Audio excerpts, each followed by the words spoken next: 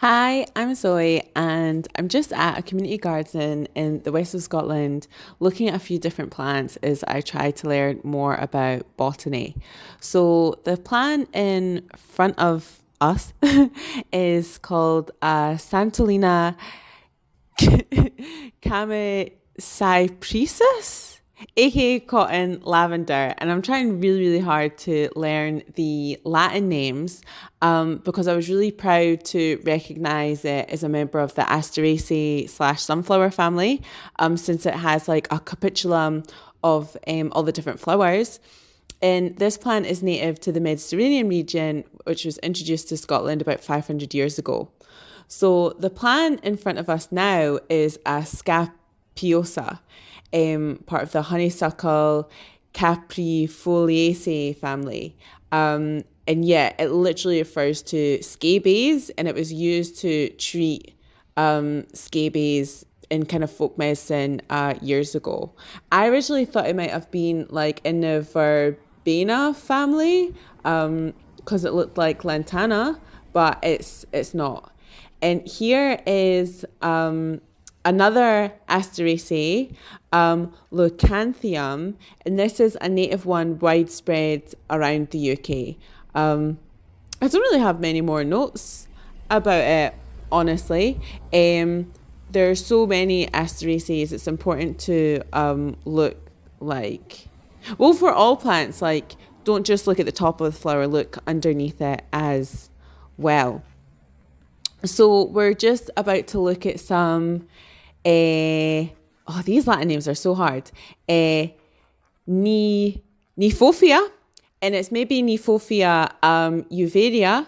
And all these plants are native to like Africa, specifically South Africa, and they've been cultivated in the UK for like 300-ish years.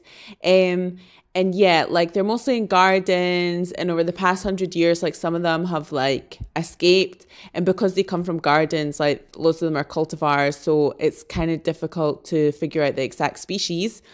But the red tubes there show that it's evolved for hummingbird pollination, but there's no hummingbirds in Scotland, so it's a little bit obsolete, and it's in the Asphodelaceae family, which I don't know much about, but and the family itself seems like a bit confusing when I was trying to research it online, but it also includes like Alloa. Okay, and now we're looking at yarrow. Again, I'm trying to stick to Latin names, but like I'm pretty familiar with yarrow. And it's a little bit confusing because there are pink species of yarrow, but I think this is the native Achillea millefolium, which is widespread and it's native. I think I mentioned that. It's widespread and usually white, but maybe this is a pink cultivar. I don't really know. I thought yarrow was in the Apiaceae, like carrot family, due to the flowers looking like umbels, but this is also an Asteraceae. Okay, and next. Oh, I forgot we're taking a little bit of a wander. And yeah, this is a community garden in the west of Scotland that I'm at. I think I mentioned that already. So it basically just has like a mixture of plants in it. There's like loads more and people growing vegetables and stuff, but I just wanted to look at some of the plants when I filmed this. And yeah, this is definitely planted. This is a Aquilegia. And there is a native one called Aquilegia vulgaris, which doesn't look like this at all.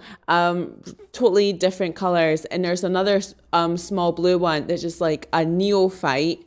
So that means like it's like non-native and it's recently been introduced. So I think the one that we're looking at might be Aquilegia chrysanthemum from like the USA, which is native from like USA in Mexico, and that's in the Ranunculaceae, like the buttercup family. And we're getting towards the end because I just was interested in this foxglove. So Digitalis purpurea, which is a widespread native in the UK. And I have like this big long story. I don't think I have time to tell the whole long story.